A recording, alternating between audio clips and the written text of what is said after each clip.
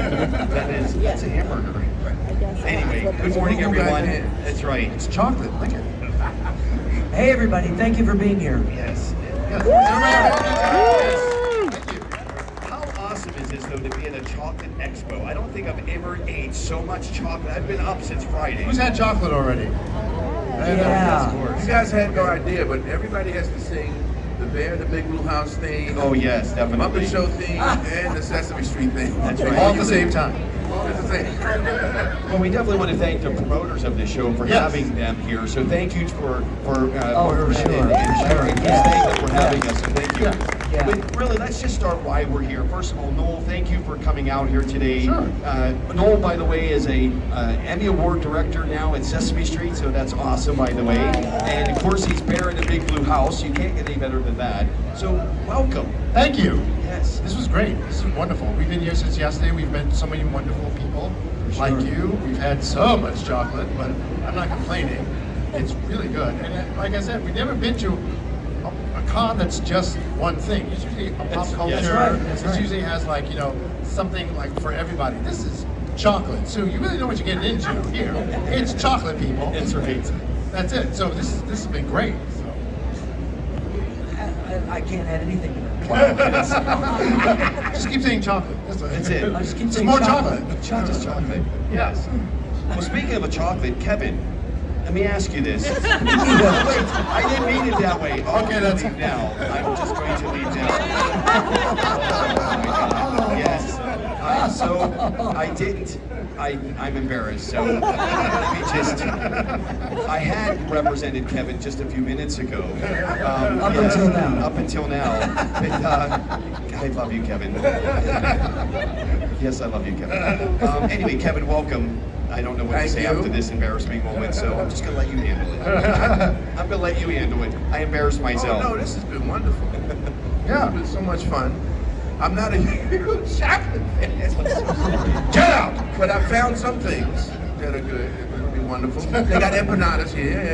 Yeah. There you go. Yeah. Great coffee. Excellent coffee. Some wine here around. Very good. Good wine. Have you tried the bacon chocolate dough? No, not yet. Oh, I'm my going God. to. Who's had the bacon chocolate so It's far? I've not had What? No one? Oh, No one? you gotta get the bacon. What did you come for? Chocolate comes I first. It's Sunday. Bacon, chocolate, come on. It's so It's a good. brunch right there. Well, I had it for breakfast because it had bacon in it, Well, so I thought that we counts. definitely want to say thank you for coming out and coming to see us with being with what we get to do, which is Yeah. the Well, Muppets yeah, and stuff yeah. like that, and we love that you guys are such fans of these Yes. wonderful characters that we've Seen had some great to be outfits. able to do. Yes, shirts. Hey, Kevin, real quick, just remind people what characters that you did play for those that may not know which ones that you represented in character. Oh, it ain't no.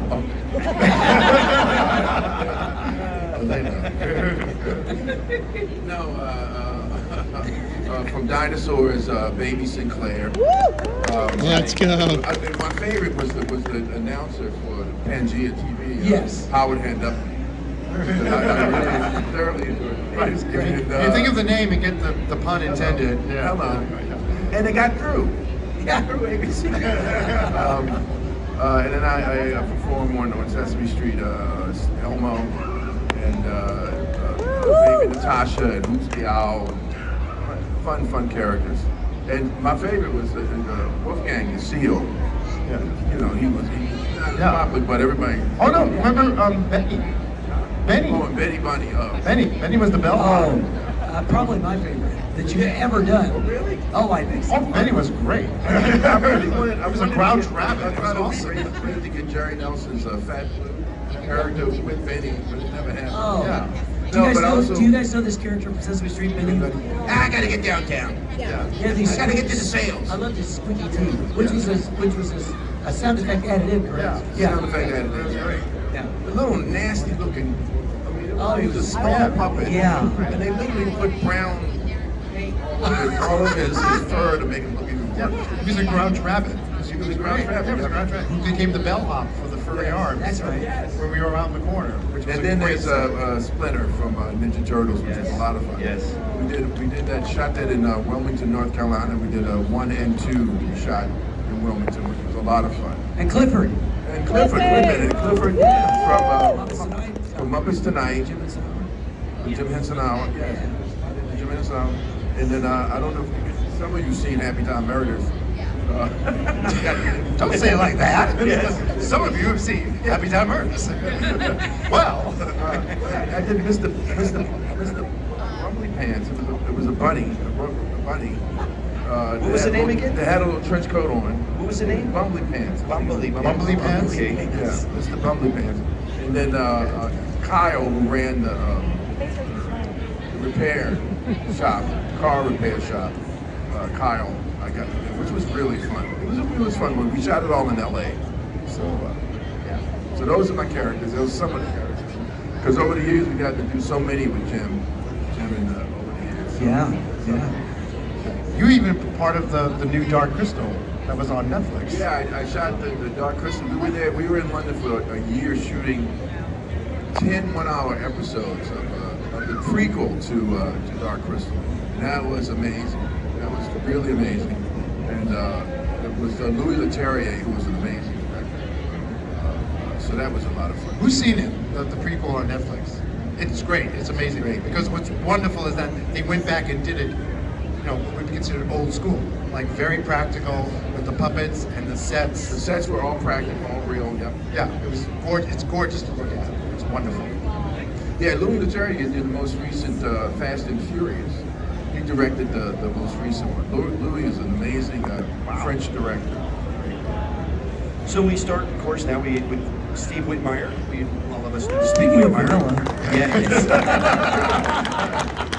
You guys are just, I know you're going to do this to me, It's but silly. It's today. It's, yes. we got silly yesterday, but we didn't get to be silly. Share with some that may not know all the characters, not all because there's so many of them, a plethora that you have, but give the main list of people. Today's word is plethora.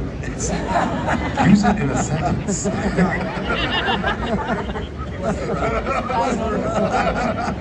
They Well, I warned me did this was a gonna plethora happen. of characters. You guys Oh got my together and just set me up, I know this. What have I done? I did a bunch of stuff. All started out with Miss Piggy's little dog Fufu, which was it was like an accessory for Piggy. It could have been a purse, But Frank Oz, who was Miss Piggy at that time, treated Fufu like a purse. It was an accessory. Yeah. It was cool though because this little dog was a puppet of an actual real dog, so it was very realistic looking, and we would intercut between the two. So you'd see this real dog like walk down a set of stairs, go behind something, and then the puppet would come out on the other side. So I had to make the puppet slightly more human than the real dog, but it had to match. It had to move the same way and wag the tail the same way. And it kind of started me down this whole attitudinal thing towards the characters that I wanted them to be really living, breathing things as much as possible. I mean, there was a point in time when, in the early days of Sesame Street, the puppets just danced around and were crazy. Oh, yeah. And over the years, things got more and more subtle. They became more and more like living, breathing people. But there was Fufu, and then I sort of tripped into Rizzo the Rat, who I love. Probably my favorite character I ever have performed. Because he's just so sarcastic and afraid of everything and hungry. Traits of my own. And then, many over the years. I mean, Wibbly Fraggle, Sprocket the dog on Fraggle Rock. That's my favorite of your characters, Sprocket. I love Sprocket. Fraggle was a challenge, as you might imagine, because, he didn't actually speak English. Briefly on our first day of rehearsals with Jerry Parks, who played Doc on that show, the human actor, I kind of went in and I thought, we'll just do this. And Jerry turned and said the first line of dialogue to Sprocket the dog, and Sprocket kind of made dog noises back. And Jerry kind of looked at Sprocket and looked down at me, and we thought, we're kind of in trouble here. So Jerry Parks was an amazing, award-winning Canadian actor. And really well known for dramatic roles in big parts, and he was Doc on Fraggle Rock. He had to learn not only his own lines, but he had to learn everything that Sprocket was supposedly saying so that he could convey it to the audience. So that the viewers, it was a nightmare for him. And then Sprocket became more and more human, but he never spoke words, And then eventually, of course, you know, I was fortunate to kind of inherit Kermit the Frog. And yeah, great one. The Frog. That green one. Mr. The Frog. And I love doing that. It's really, as much as anything, is a tribute to Jim, you know, who taught all of us so much over the years. Well, thank you. And Steve was the ideal choice because Steve worked with Jim for so many years. And you know, we as puppeteers, we connect to the mannerisms of the puppeteers, especially with Muppets, because Steve knows this, is that, you know, Frank had a bunch of different Muppet characters, and Jim had a bunch of different Muppets. And then when you wanted them all in one scene, we all had to take on some of the characters. And so we needed to know the mannerisms of each one so that you couldn't tell the difference. Yeah. And so Steve was there, you know, from the beginning, you know, as far as the Muppet Show, and he was always around Jim, and he, you know, so we all observed each other to be able to do that. So he was the totally ideal choice. Well, thank you for that. And it's an interesting thing though, because in I was fortunate enough to join. Jim hired me when I was 19, so I was very young. And I thought I knew a lot about puppetry until I got there. But I had the basics, but there was so much to learn. And I really learned from the real, like the Muppet Masters, the original guys, Jim and Frank, Jerry Nelson, Richard Hunt, and even Dave, who had only been there for 5 years, Dave Goelz. And they all had very different styles of performance. They brought different things to it. Frank and Jerry were really actors. Richard was an actor. Dave was an industrial designer. So, but the thing, you know, Dave was very, very precise in his movements as a puppeteer. Everything was very precision oriented. So I was this young kid kind of sitting at the feet of these guys, learning their way of doing things and all those different ways. And I was able to kind of take from all of them to kind of develop my own stuff, I guess. But I was always drawn to Jim's characters, you know, Kermit in particular, and Ernie, and, you know. Do you have a specific memory that comes to your mind with working with Jim Henson? At my age, I have very few memories. I know. No, what do I have? I mean, there are tons of them. One was how generous Jim was in working with me as this young kid who was so inhibited as a performer. I knew how to do puppets. I mean, I'd done a lot of puppetry up until the time I met Jim, but I was not by any means an actor. And you really have to be to do this well. We have to develop characters, and the only difference between us and any other actor is that we're putting it out through our hands, you know. So it took me a long time to get comfortable with voices, with even reading something from a script. You know, so much of my work prior to that had been improvising ad lib. I put on a puppet, I could talk forever. But when it came time to read a script, I had no experience with interpreting what was written in the script, you know. So Jim was just ridiculously patient about letting me learn all those things I needed to learn, and that with every, you know, yeah. Well, Noel, thank you so much. One of my favorite characters, Bear in a Big Blue House. So thank you for taking the opportunity to join us. That's right. Thanks. Thank you for that, by the way. And I know you brought a portable bear, if you will. Yes. If you stuck Bear in the dryer, this is the portable version. Yes. Yeah. Yeah, exactly. That's good. So, again, thank you for joining us here at Chocolate Expo. What did those, you know, tell us about Bear in a Big Blue House and what it was about, and just so some may not have been experienced. It's back on Disney Plus, thank God. Yes. So that a whole new generation can like watch it again. It's basically this, you know, this Bruin who owns a home, and what's nice about Bear and playing Bear was that Bear's one of the rare kids show characters where he's an adult. So he was like the adult figure, and then everybody else were all these little kid characters. And it became the kind of thing where, you know, Bear's voice is very similar to my voice, and Luna's voice was the voice of actress Luna Thigpen, and Grade the Sun was the voice of Jeffrey Holder. And then it became sort of a clear thing that the adult characters on the show would have these very clear, distinctive voices. Even Tyler, who did Pop and Trilo, his Doc Hogg had this very clear, distinct voice. And then it became like the kid characters would have very cartoony like voices, like Tutter and Trilo and Pip and Pop and Ojo and any other of the kid characters, especially when Tutter went to mouse school. So I actually got to play Tutter's best friend in mouse school named Moss. And so I actually got to do like another character on the show, and actually got to like be like hold up a little puppet. It was just like, it was so weird.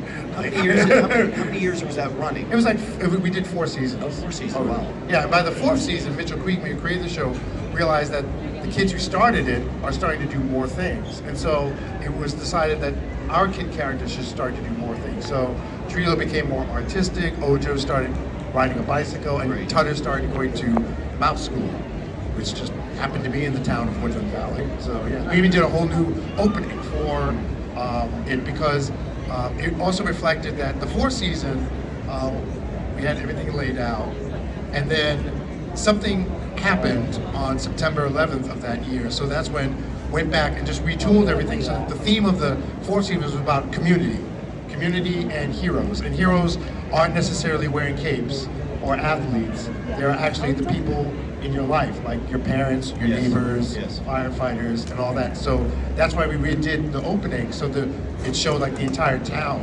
of Woodland Valley, leading up to the big blue house. Now, can I ask, how did you get that part? Like, did you just walk in and like, I have the voice, I'm Bear? Yeah, gimme. That's it. That's how it works. That's how it works. No, I got, actually it was funny, it was like I got called for an audition for this show that Henson was developing, and I went, and it was for this big character that was going to be the game show host from outer space. And I got into this puppet, which is very similar to Audrey 2 that Marty designed, and I'm sitting there thinking, why did you just get Marty Robinson to do this? Like, why am I here? And so I left and I thought nothing about it. By the way, it didn't get picked up. And so later that day, I got a call saying, no, we want you to come back. There's one more character we want you to audition for. And so they faxed me, yes kids, faxed me the picture and the sides. And so I lived just like half hour away. So in the cab, I'm looking at the sides and I'm looking at the picture, and the picture was like cute, these little animals, and it was like the big moon, and in between them stood this bear. It's like, okay, he's cute. And so I walk in, and as soon as I walk in, I'm told, use your own voice. I'm like, what? It's like, but we're the Muppets, we don't do that. But they wanted it, Peter Van Roten.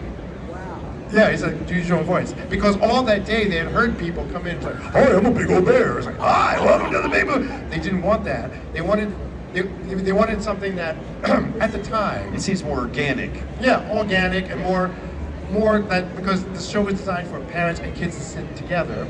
And it was also in response to, like, they didn't want another character that at that time was also a very large purple character who had a very distinctive voice. And so they didn't want that. Wong Bev said hi, by the way. There you go. And so they just wanted that. So I would do my Uncle Noel mode, which was like very lighter, just like whatever, like when I visited kids of my friends, just like, what do you want to do? And so I got inside the prototype, and it was like bear without the fur. And so I could see through and see the monitor, and it felt so comfy, it felt so good. And then I thought, wait a minute, no, it's a Friday afternoon, it's 4:45, they already picked who they want, they're just making sure they made the right decision. So I just said, screw it, I'm just gonna have fun. And so I used the entire space, and then it came to this part in the script where it said, he smells something. And I smelled it, and then he realizes it's the viewer, and I thought, fine. And I just jammed the nose into the camera and pulled it out. It's like, it's you!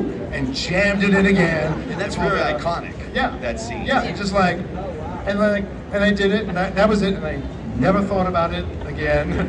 And then, like, that Monday, that's when Henson called back around 6 o'clock and said, no, we would like you to be Bear in the Big Blue House. And I was like, what?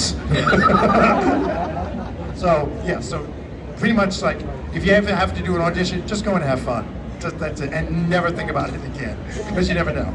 And share real quick, I'm excited about the project you've been working on, is share the Oh, it's the show that So I've been cool. trying to develop for a long time, and I have a YouTube channel. It's called The Show Me Show, Yes. and it's for kids with autism and special needs. And that's dear to me, because I love, Yeah. I've certified autism, so I love that Yeah. community. And I've pitched it to like so many streamers, yeah, and who've passed on it because it's too niche.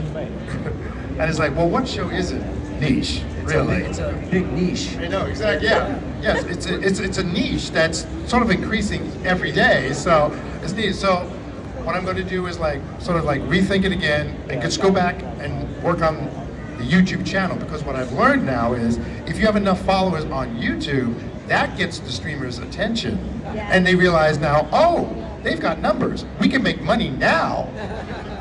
So that's what I'll try and do. Because Miss Rachel, who started on YouTube, she's going to Netflix.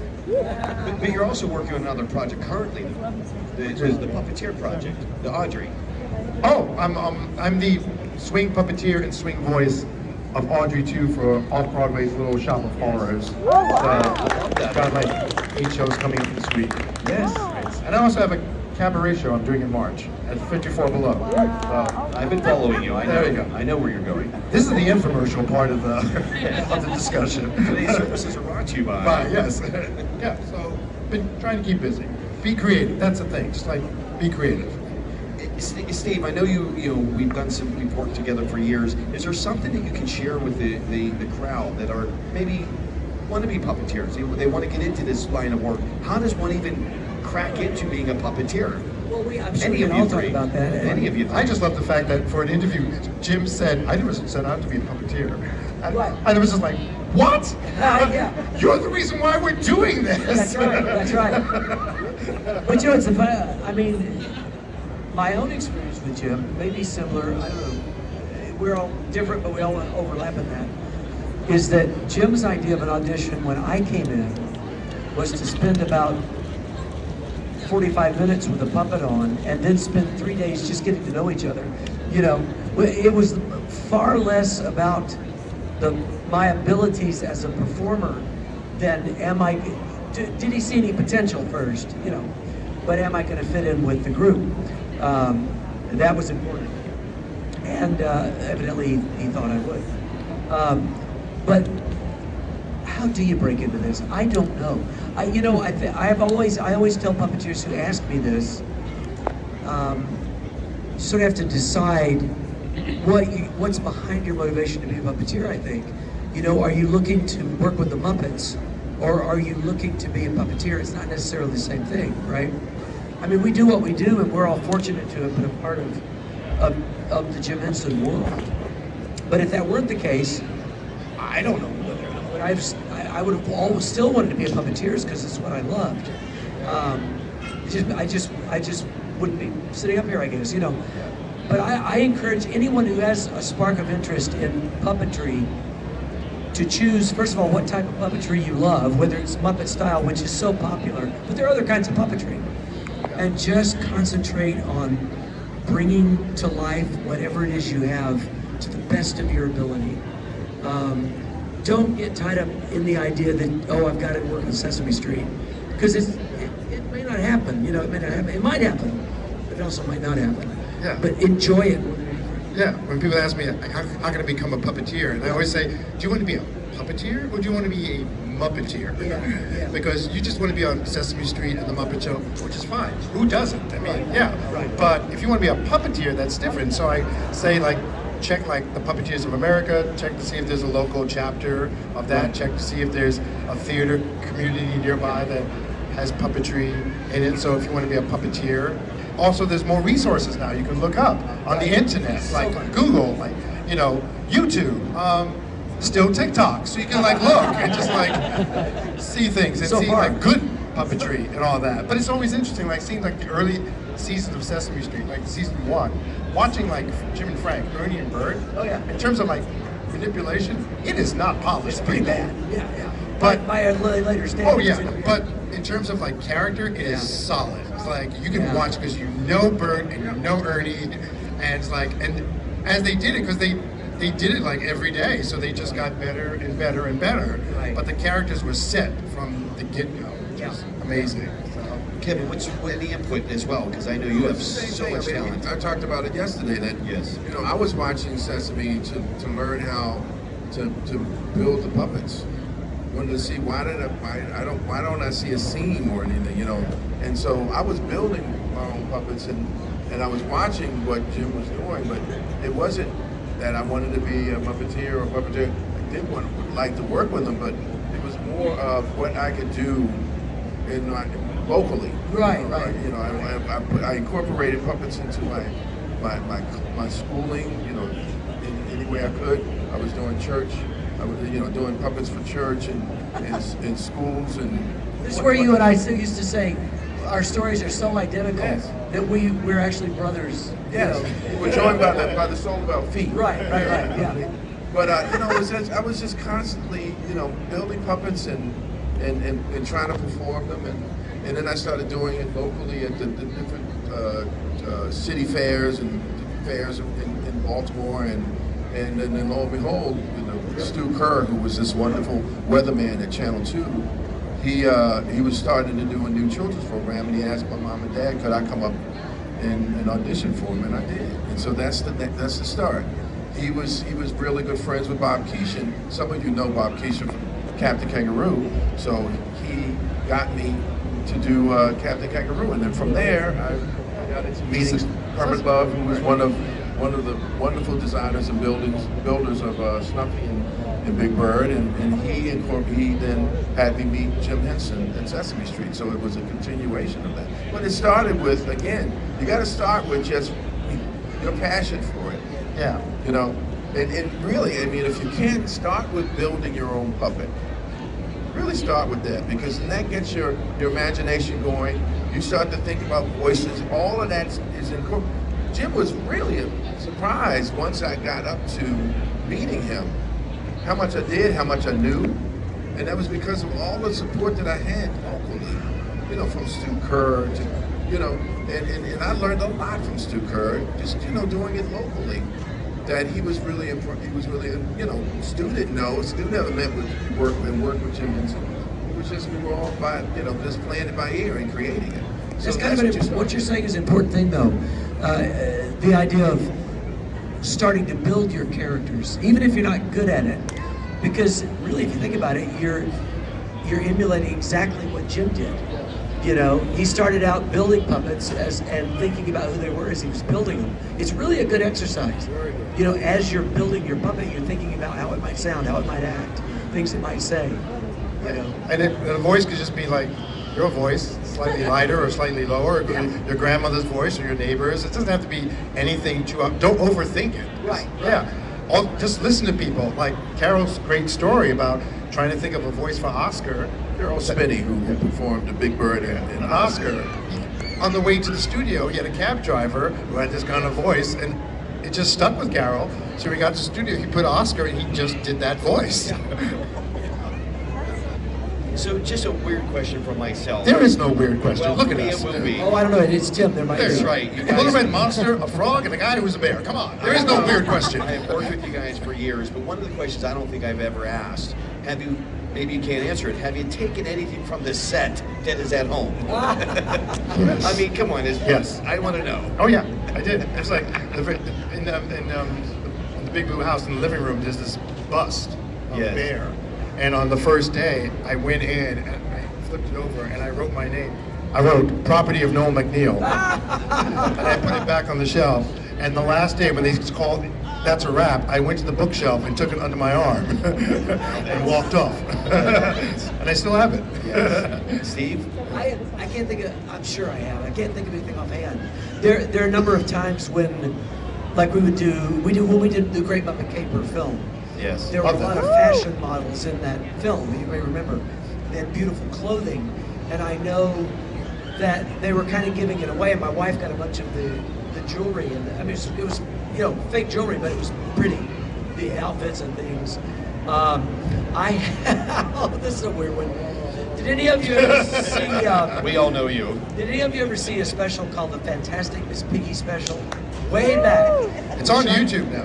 Is it? It's on YouTube. If you haven't seen it, go look at it. It's Miss Piggy.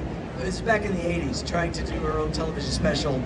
John Ritter is there, George Hamilton, and Andy Kaufman as this character named Tony Clinton. It was amazing. But John Ritter, I don't even remember the context. At some point, is dressed in drag, and he's wearing this pink flowery dress. I don't know why, but I have that He dress. didn't know why. You do? I have the dress. Oh, my Never God. shared that story with me. Well, I never wore it. I mean, just But I have it. I have John Ritter's dress from the Fantastic Beasts hysterical. special. Great. Wow. Idiot. Very silly thing. Kevin?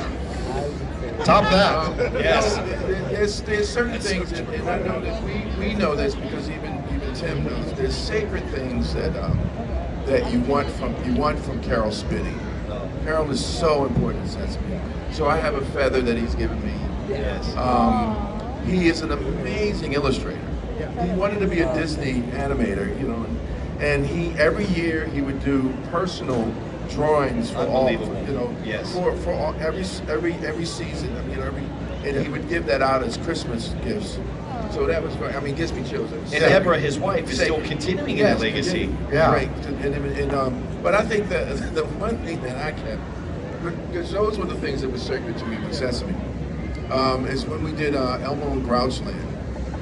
And they made these beautiful blankets that was Elmo's blanket. It was so important to the whole idea. So I took one of those, and I still have those. And I'm waiting for my daughter to hopefully have a child, so I can get that blanket to her.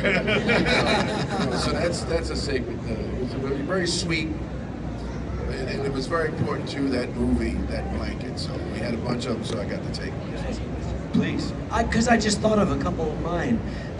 Characters that you guys have done that are like one-off, one-time, strange characters that you love doing. Can you think of any? Because well, I mean, like we all have our main characters that we did. Yeah. I don't know. Maybe it's a bad question.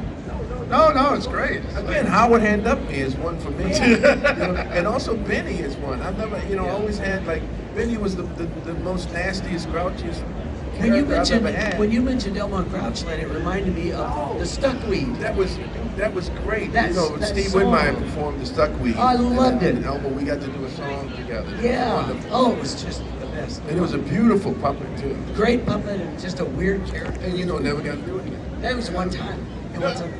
Yeah, for me, it's like I get one-offs because I'm the resident puppeteer for HBO's Last Week Tonight with John Oliver. So anything big and stupid, it's me. So, and it just runs the gamut from Jeff the diseased lung in a yellow cowboy hat to, a moose getting a colonoscopy to like Mr. Nuttabutter, the foul-mouthed squirrel, to Steamboat Willie, who's now public domain. And just like those weird one-offs. So John's great. John's also very respectful of puppets and puppeteers. Yeah. He's great. Talented. Very talented. Wonderful. Yes. Really appreciate. He's been on Sesame, done stuff like the stuff we've done with Cookie with Rudman. And it's like it's great. It's hysterical. Oh yeah, it's so But again, funny. it's the respect that he has. He gives, when he's working with. Oh yeah, and for me, like doing the rehearsal with him, my goal is if I can get John to laugh, this is going to work. And so that's always my goal, to make sure John laughs at the rehearsal. So it's really good. Yeah, so Tim, to go into, because we've all worked with some amazing celebrities for sure over the years. I mean, it's been all of us. It humbled us, and we were very, very proud to be able to be involved with some amazing people. I got to sing with Ray Charles, with Elmo, And Tell them your story. I got to tell them Barack Obama and Michelle. Please. Yes, That's one of my that was a favorite good one. stories. No, because we were talking about special moments. This is so good. Every year Easter, they have the Easter roll at the White House, and it's always Al Roker's there with all the walk-arounds, but there's a lot of stuff that happens, and so you get there early, like 2 days before, to do rehearsals on the White House lawn and all that stuff. And this year, actually, I'm going to expand upon it, please. Will Smith and Jada and Willow, I think that's the daughter. She did that song with my hair back and forth and everything. Yes. So she was going to perform that at the Easter egg roll. And so this was the first time. Normally, the first lady will come down, and this time it was Barack and Michelle and the girls and the mom and everything. They all came down to greet because, of course, there was Will Smith and and we had nothing. But Roscoe Orman, who plays Gordon, and Leslie Carrera played Abby. We were there to perform, and we all got to meet. So we were like waiting because they were all over there hugging and kissing, and everybody with Will and the family. And then finally, they came over to us, and of course, we wanted to take a picture. And I had Elmo, and I was right beside Barack, and I just ate his head. It's insane to me. And he's laughing, and it's a wonderful photo. And I thought, the Secret Service going to kill me. The next day, right before everybody started coming in, Michelle and the girls and her mom came back down, and I said, you know, was that, you know, I did this photo and she knew about it, and I said, was that okay? She said, what? She said, I blew it up and framed it in my office. Just one. So it was a wonderful moment, and I have that photo that I cherish because it was a wonderful, fun time. I just love that story when the fans ask certain questions, you go to that. I just love hearing it. It just, Well, we've got, I mean, over the years with Muppet Show with Steve, I mean, he's got, you know. Well, that was a cool time to show up at that show when I was so young. And another great thing about Jim was how collaborative he was. So even the day I showed up, he was already he was asking my opinion on things, which is incredible. And so I was never treated differently in front of all those big Hollywood guest stars than anybody else. So when they walked in, I was just one of the people that was there. So I was able to, we met all those people. Some of them were more approachable than others, but it's always fun when you meet celebrities, especially people that you've admired yourself, and they turn out to be great people. Yeah. Sometimes those relationships hang on a little while.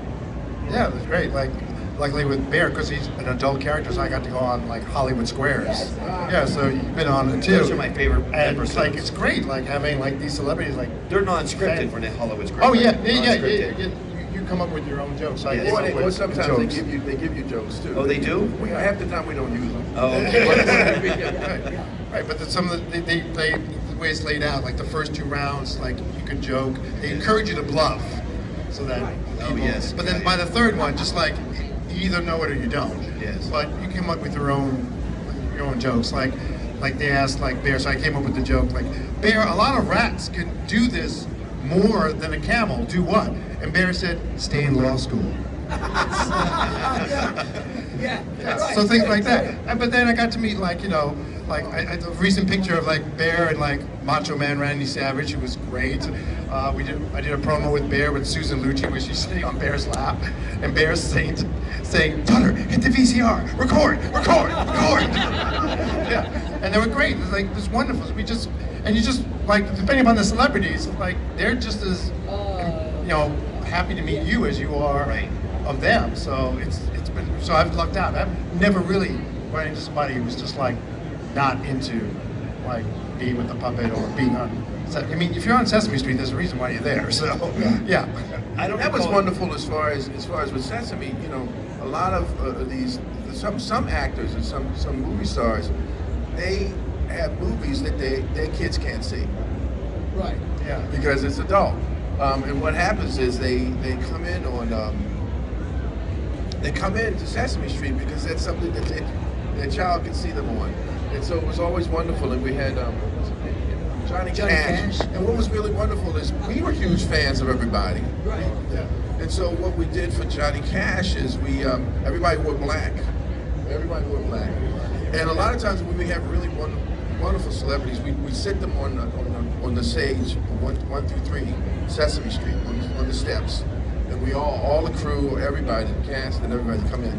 And so it was a wonderful shot of Johnny in the middle, and all of us in black and everything. And he was very, very humbled about it. It was really wonderful. Can I add one quick thing about Hollywood Squares? I think we've all done it. Yeah. And I found that when Kermit was on there, I had to stop bluffing or give it away because everyone trusted everything Kermit said. Oh, gotcha. And every time I would bluff, they would Funny. just believe it because they trusted Kermit the Frog. And I felt so bad about it. People were losing just because they trusted Kermit. Now, how were you positioned under? I mean, the way I can visualize see it, but where were you? Were you on the stool? It's Were you not sitting? that comfortable. Yeah, you're sitting flat on the floor with your arm in the air, and you can't really ever let the puppet die or go dead for the entire time because they cut to you at random. Right. Like Yeah. somebody will make a joke and they'll cut for a reaction. Yeah. So you never knew when you were going to be on, so you always had to be alive. You couldn't rest. And it's longer than a typical show that we, the viewers, see. It's actually longer working on the set because It's there's a little cuts. longer. It was at least 15 minutes. 50 minutes. But also you do all five days. Oh, Right, I didn't know right, that. Yeah. You You do do Saturday 3 in the and morning, Sunday, and then- you do a Saturday and Sunday, and then The you whole week. and then you do the whole week. Yeah. You know, Yeah. so the celebrities would have to go down and get dressed for the next day. Because they're usually What was working during the week. Yeah, and what was nice. Elmo was naked. Elmo, so Elmo didn't have to get dressed. I never knew that. That's Yeah, it was like, interesting. right. So you do three. It was a wonderful show. Oh yeah, you do 3 shows in the morning, and then you do the 2 after lunch. Such fun. Oh yeah, it'd be great. And I got to go on when Whoopi Goldberg was the producer, and then got to go back when Henry Winkler took over. And both wonderful, wonderful people. Well, I did that too, both of them. Yeah, I asked Whoopi because we wanted to have her be a guest voice on Bear, and she said sure. I was like, love to, and I said, look, I do have to warn you, it's Disney. It'll be scale, so it would just really would just be a favor. And she gestured to me like to the set, and so I said, "Oh baby, don't worry, I'm fine." And she came on. She was the voice of the great Bandini, who pretty much teaches music to the cast. I had Brad Garrett on one of the squares, and I was sitting beside Joan Rivers. And he's tall. He's but, massive. Yeah, but what's funny is, I started doing through Elmo Upstart. Yes. Brad Garrett's voice, hey, how you doing? And everybody was falling out laughing, coming with that voice coming through. Yes. And he was on the floor. That tall guy, you didn't even see him in the square. I'm sure. He was laughing so hard. We have this, and Carol Spinney talks about it too. We've had an amazing time with that game show. Oh, The yeah. Muppets and everything. Matter of fact, all the Muppets took squares one time. Didn't you do that? What's that? All the Muppets took squares. No, I think that was maybe before my time. It was way back. The original. Let's take some questions from Yeah, we our- should. really? We should. We have our microphone. I think Mary's out there. In the Mary, back. somebody, yes, there she goes. She's Awesome. been waiting and waiting and waiting. Yeah, And then she's we- standing by. By the way, she coordinates a lot of this, so thank you. So a for round of everything you applause do for as well. Absolutely. Mary. Yes. Thank you. Yes. Hi, my name's Rob from Chelmsford. I was wondering, what's the most physically demanding character you guys have played, and what sort of work do you have to do to, prepare for it? Is there anything special you have to do to work out for it or anything? There should be. There should We be. should. It's really funny. When I hit about the age of, in my mid-30s, I realized that if I didn't start doing something, I was in big trouble. I really didn't work out, and I really didn't do a lot of exercising. And I started doing more than anything else, stretching and yoga and stuff like that.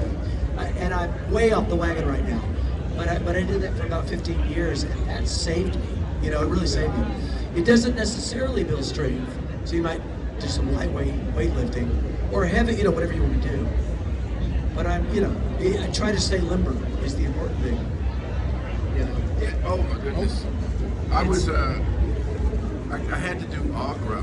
Well, no, I had to do one. See, Steve, you worked on the original movie. The Dark Crystal. Dark Yeah, Crystal. yeah. Oh, that's kind of a And movie. those, the fire, the Skeksis, I saw them, but they were much smaller than the ones that they built for us for the Netflix ones. Oh, they were terrible. They were just, I could, even Watch even, the even show. Opera, it was like, it was like carrying a Winnebago. And I would, when we were in rehearsals and stuff like that, I thought, I couldn't do this. And we finally, what we do is we direct our performance to what we need to focus on best is creating the character, and then we'll get through it, and then we'll faint afterwards. If you think about it, though, the heavy puppets obviously are harder than the lightweight puppets. However, anytime you do this and stay steady for an extended period, it hurts. It can be with nothing on your hand, or Yeah. it Doing hurts. photos is more strenuous than Yeah. actually performing. When they say hold still, I'm just like you have to hold it up. That is more tiring than actually puppeteering. Yeah. So yeah. Hi, gentlemen. I just wanted to ask if maybe you had some calming words or thoughts for the Muppet fandom about the closure of Muppets 3D and of HBO not picking up Sesame Street and of the selling of the Henson lot. It feels like a lot of things happened in 2024 that kind of kicked the Muppets in the pants. And I was wondering if you had any thoughts about that. Well, I think Sesame Street will always live Yeah. on. They'll find another home. Oh, yeah, because that's Yeah, iconic. we're about to start It's iconic. season 56 Yes, in April, congratulations, yes. so There you we're go. going to keep going. So it'll be fun. It's good. So yeah, so Sesame, Muppet What's funny 3D. about Muppet 3D, I don't, even though that was the last thing that we worked, the big thing that we worked with Jim on, for me, as someone who worked alongside him, it's not representative enough of the whole of Jim that I mourn it going away. I just don't. But at the same time, I get the point that it was that last thing he did, and now we won't see it in the same way.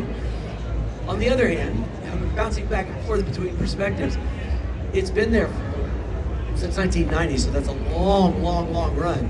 When we first did that project, I'll tell you the scoop. We were all doing our deals. Take out your notes. We were all early in our process with Disney, because we get paid for this, as you know. So we're all doing our deals with Disney, and we said to them, we were saying the negotiations are going on for what you're going to get paid, and we were saying, well, okay, so we get paid to do the work, but normally actors and puppeteers get residuals down the road.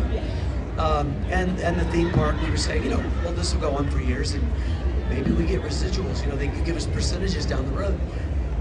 And their argument was, well, no, our theme park attractions really only last about 3 or 4 years. So we always take them down. We don't let them go very long. And we all said, oh, well, we don't know anything about this. Okay. So now it's been there for like 30-something years. It's just funny. And actually, if Jim Henson was around, he would just say, "Let's do the next thing." And he never dwelled on the past. Never dwelled on it. No. He would just say, I got another idea for something. Yeah, the 3D movie is like the first of like many things Jim would have wanted to have done with the park. So this is just a sample. Now we can do even more. He would have wanted to do something new for that space. Yeah. Or whatever he would be doing now. I have no idea he would even be working with Disney now. Like a ride. I'm sure he would like some sort of ride. So so it's like, it's like that. He was always, you're so right, Yeah. We did a company meeting in Bermuda many years ago when the Muppet Show was at the height of its success. A bunch of us went there to like regroup after the Muppet Show. What are we all going to do next? We didn't do extravagant things like that very much, but we did this one. And there was an evening where a lot of the newer puppeteers like me were sitting around, and they had a tape deck, and we're watching old Muppet stuff, like from Jim's early days, and he did these specials back in the 70s. And Jim walked by the room and he stopped, and he kind of was like, biting his lip a little bit, and we said, Jim, we love this, would you come in and watch it with us? And he said, do you mind if I don't? He never wanted to look at the past stuff. He was always moving to the next thing. Yeah. Like if Jim were alive today, he would be all over, like having a studio in your pocket. Oh yeah. And he would be making stuff and just throwing it online every single day. He would be creating all the time. Something like Waldo from down there. That was so state of the art at that point. He was really introducing some of the first computer animation and being able to do it sort of in real time and stuff. So, yeah. My name is John Davis. Hello, John Davis. Hello, John Davis. Question Hi, John for Davis. Steve. How did you meet Jim Henson? Who are you talking to? Steve. Me? Wow. Well, I'll give you the short version because it still takes time. How old are you? 10? I was your age when I became absolutely obsessed with the Muppets because of Sesame Street. And I just wanted, like Kevin, too, I'm sure. I love those characters. I was fascinated at how they worked. They were very novel at that point. There was nothing else like that. No one else was doing it. So it was a really big deal. Started making my own puppets. By the time I got to be about 18, I met Carol Spinney, who was Big Bird, at a puppetry festival in Atlanta where I lived. And I was the only person at this little weekend gathering who was doing Muppet-style puppets. I had built my own puppets, right? And so Carol, we met, and he even gave me his address and all. And I never expected to hear from him again. I only went to this thing to meet somebody who worked for the Muppets. I wasn't looking for a job because it just didn't even seem possible. And about 4 or 5 months later, I got this phone call from Carol Spinney I'm living with my parents, I'm still living at home. And he says, Jim's looking for a couple of new people for the Muppet Show, and I think you should call him. I think I levitated for about 4 days. I was like off the ground with excitement. And the rest of the story took place. Turned out Jane Henson was coming to Atlanta. Have you guys seen the big Kermit the Frog balloon in the parade, Macy's parade? They were building that at this Goodyear tire plant in Atlanta. And so Jane came to inspect the balloon, you know. So this meeting was set up for me to meet her at the Atlanta airport, and we had dinner. And I took like a little newspaper article that had been written about me in a local paper, my trunk full of puppets that went with me everywhere. And I was doing this little local show in Atlanta with a character of my own, a little television show. A little tiny little thing on a station that you had to have one of those little round antennas to pick up, you know. And she said, well, you know, we've talked. I think, she said, I really hate to ask you to do this in the airport, but I kind of need to see you do something with a puppet. So I didn't care, so I opened my little trunk and pull out this character. And I'm sitting at a table at an airport restaurant. So obviously it drew attention. And there were children at the table behind me who lived locally in Atlanta and had seen my little puppet show on television. And they knew the character, so they came over and I talked to the kids. So, and years later she said, that's really the reason I thought you should get the job. You know? So I kind of auditioned in a way for Jane before I ever met Jim. And then Jim came a few months later, we met. Yeah. All right, we have one last question. It's on. Just hold it right near your mouth. There you go. Was there ever like a DVD or VHS release of Birthdays with Bear? Oh, for those of you, there was the series Bear in the Big Blue House. Then I went for 4 seasons. After that, there was like a spin-off called Breakfast with Bear, where it was wraparound for existing cartoons, but Bear was in the real world, going to real kids' actual homes and helping them start their day. And so we just ran the gamut of kids. So no, there's not a DVD or VHS. Someone was asking me about that again yesterday, and I think I have all the episodes they gave me like stored away somewhere. So, but it was great, and Bear would actually like be at someone's home and like start the day off with them. But it's, you know, the kids are like, one of my favorites was the kid who lived on the army base in Fort Irwin, which was in the middle of the Mojave Desert. You know, Bear's about to knock on the door and he turns around to the camera and says, it's hot, but it's a dry heat. And then just like, and I just ad-libbed that. It's just like going, and so there would be a part where Bear was in the kitchen with the kids talking about breakfast, and each kid had a different breakfast. And Bear and the kid are doing the scene. Suddenly the phone rings, and we have to stop. And the mom rushes over and says, "Yeah, hi. No, I can't talk right now. No, Bear's in the kitchen. No, I'll call you back. Okay, bye." And she was like, "I'm so sorry. That was my husband." And Bear, it was me. He's like, "Wait a minute, your husband who's in Afghanistan right now?" He's like, "Call him back. It's fine. We will wait." But it was wonderful. And I got to do a show for the military families there with Bear. It was wonderful. Oh, that's great. Yeah, it was great. It was like awesome. Well, I want to thank you guys, and before we go, if you have additional questions, you're more than welcome to come over to the tables and ask those questions. We'll be back after lunch. Absolutely. And I would be remiss if I didn't thank the promoters again of the Chocolate Expo. And I recommend it. Follow them, like them on Facebook, and really push this place so we get to come back. Yeah. They have so much chocolate. Oh my gosh. Before we go, can you give them a little something, guys? Give them a little something, a little taste of a character. Anything, right? Anything? Please? Pick something. Sure. Please. I can try. I have a voice. Hello, Bear. What? Hello, Elmo. Hello, this is Kermit the Frog. We are with the Bear in the Big Blue House. Hello, And, everybody. Can I ask you, Elmo? Hello. I have to talk to the bear for a second. Okay, excuse Elmo. I just have one question for you. Yes, Mr. the Frog. Why is your house blue? Well, Because, you know, green I know. Yeah, no. is the color of spring. I know. I hear it's not easy. And red's a good It's color very too. cool and pretty. It is. Well, there are 2 reasons. One, blue to me represents a clear new day, where there are many possibilities for a blue sky. Huh. 2, it was on sale at the paint store. I like the second one. The first one really is green for me all the way across the board. Okay, that's true. Right, after you look up at the sky, you can see the grass, which is green.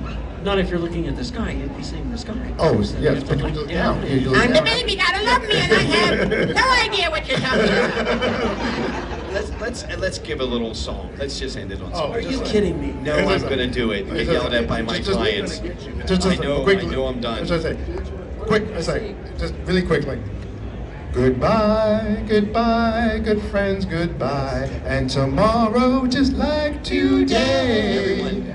The moon, the bear, the frog, the monster, and the big blue house will be waiting for you to come and play, to come and play, to come and play. Bye now. Yes. Thank you all. Come on over and visit us. Thank you, gentlemen. Kevin, Steve, and Noel, thank you all. Thank you, again guys. to the Thank you all for Let's coming get a today. big round of Thank you. applause for these Follow guys. the Chocolate Expo. Follow them. Thank you.